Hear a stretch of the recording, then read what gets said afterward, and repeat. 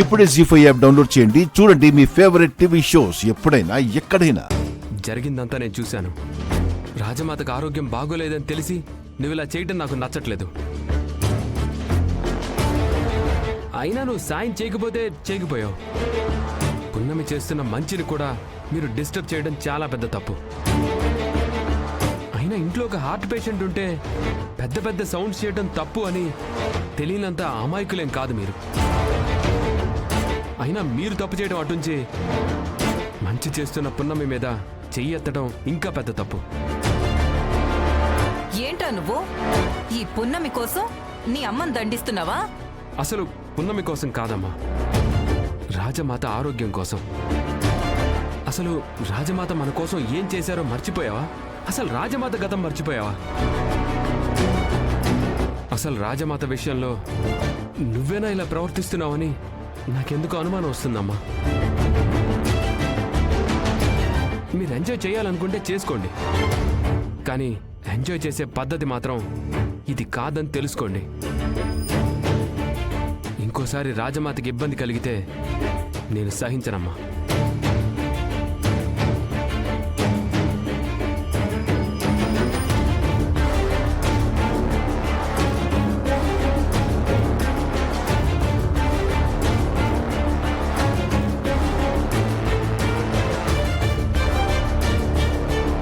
సరే లక్ష్మి, మేము వస్తాం. ఇక ఏ పార్టీ అయినా నువ్వే మా ఇంటికి రావాలి, మేము మాత్రం మీ ఇంటికి రాం. విరిగిన నడువులు కోలుకోనివ్వు. పార్టీల గురించి తర్వాత ఆలోచిద్దాం. పదండే.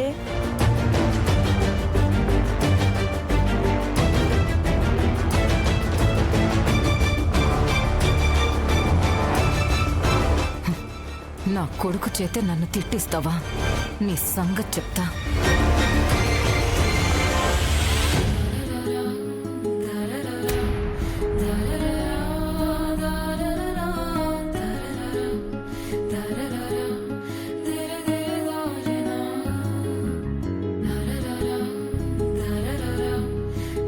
అయినా నువ్వేంటి పున్నమి ఇక్కడున్నావు? ఏం లేదు వకీల్ సాబ్, ఇందాక మీరు చేసిన పనికి ఫిదా అయిపోయాను. న్యాయం చెప్పే విషయంలో అమ్మైనా భార్య అయినా తారతమ్యాలు లేకుండా న్యాయం చెప్తారు.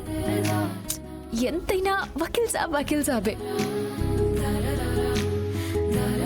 థ్యాంక్స్ వకీల్ సాబ్, అత్తయ్యని వెనకేసుకు రాకుండా నన్ను వెనకేసుకొచ్చినందుకు.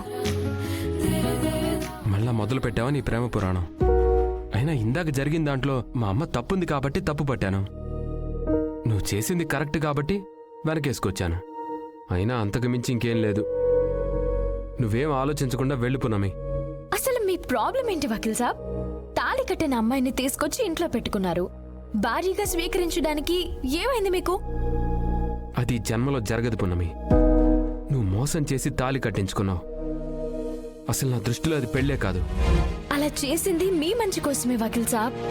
మంచి కూడా మంచి మార్గంలోనే చెయ్యాలి పున్నమి, అయినా అలా దొంగతనంగా కాదు. అయినా నువ్వు చేసిన పనికి నిన్ను ఫ్రెండ్గా కూడా చూడకూడదు. అయినా నేను చూస్తున్నాను, అంతలో ఉంటేనే మన ఇద్దరికి మంచిది. లేదు వకీల్ సాబ్, ఎలా జరిగినా మనకి జరిగింది పెళ్లి.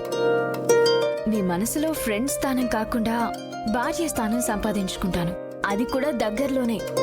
నీ మీద నీకు నమ్మకం ఉన్నట్టే నా మీద కూడా నాకు నమ్మకం ఉంది. నీ మీద నాకెప్పుడూ ప్రేమ లేదు, ఇంకెప్పుడు ప్రేమ రాదు కూడా. ఫస్ట్ నువ్వు వెళ్ళు. మీ మనసులో నా మీద చాలా ప్రేమ ఉందని మీ కళ్ళు చూస్తే తెలుస్తుంది వకీల్ సాబ్. అయితే నీ కళ్ళు నిన్ను మోసం చేస్తున్నాయి పున్నమి. ఫస్ట్ నువ్వు త్వరగా తేరుకో. నా కళ్ళు నన్నెప్పుడు మోసం చేయవు వకీల్ సాబ్. అవునా? అయితే వెళ్ళు.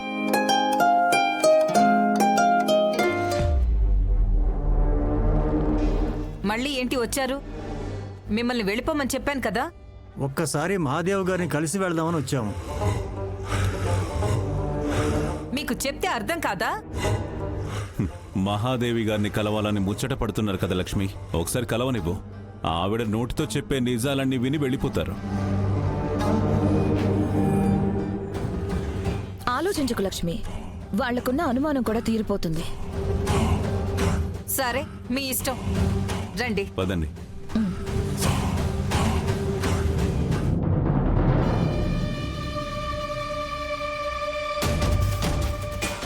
రండి కూర్చోండి.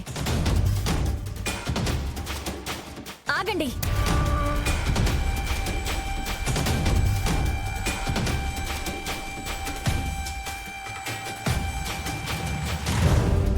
మీకెంత ధైర్యం ఉంటే ఇక్కడికి వస్తారు? అయినా ఏం మొహం పెట్టుకుని వచ్చారు? ఇంకా ఏం చేయాలని వచ్చారు?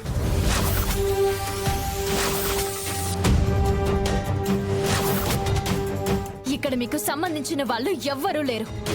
మర్యాదగా బయటికి వెళ్ళండి, లేదంటే ఏం చేస్తానో నాకే తెలీదు. వీళ్ళకి సంబంధించిన వాళ్ళు ఎవరూ లేకపోవడం ఏంటి? నేనున్నాను. వీళ్ళు నా కోసం వచ్చారు, నా ఇంటికి వచ్చారు. అత్తయ్య, అత్త అని నువ్వు పిలిస్తే నేను అత్తయ్యని అయిపోను. నువ్వు ఈ ఇంట్లో ఉన్నంత మాత్రాన ఈ ఇల్లు నీ సొంతం అయిపోదు. అలా అని నేను అనుకోవడం లేదు అత్తయ్య. కానీ వీళ్ళు ఎలాంటి వాళ్ళు తెలిసి కూడా వీళ్ళని వెనకేసుకుని రాకండి. పాలు పోసినా విషం కక్కే మనుషులు వీళ్ళు.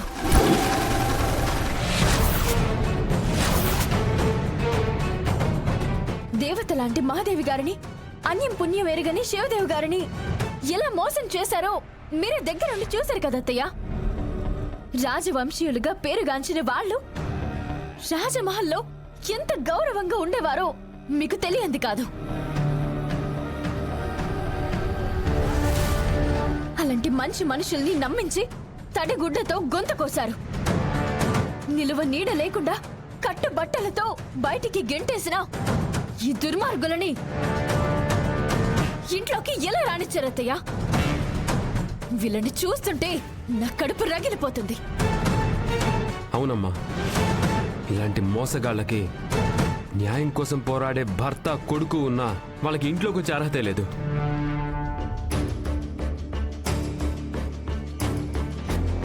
అగ్నిదేవ్ గారు, చా గారు అనడానికి కూడా నా మనసు రావట్లేదు. మర్యాదగా బయటికి పోతారా, మెడబట్టి బయటికి గెంటేమంటారా? ఏంటి పృథ్వీ, మీకోసం మీ ఇంటికొచ్చిన వాళ్ళతో ఇలాగేనా మాట్లాడేది? మా కోసం ఎవ్వరూ రావాల్సిన అవసరమే లేదు. ఇంకా మా దగ్గర లాక్కోవడానికి ఏమీ లేదు జాబిల్లి, మా ప్రాణాలు తప్ప.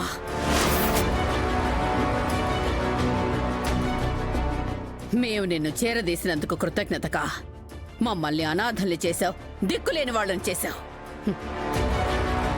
ఇదిగో ఈ లక్ష్మి చేరదీసింది కాబట్టి మేమింకా ప్రాణాలతో ఉన్నాం.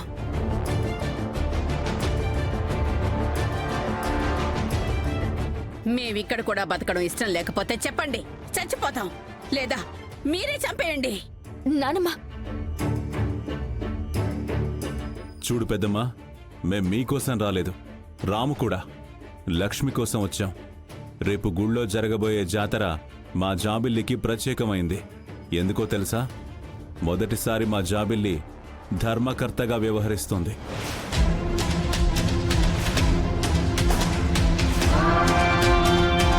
జీ5 యాప్ డౌన్లోడ్ చేసి అన్ని ఎపిసోడ్స్ పూర్తి ఉచితంగా చూడండి.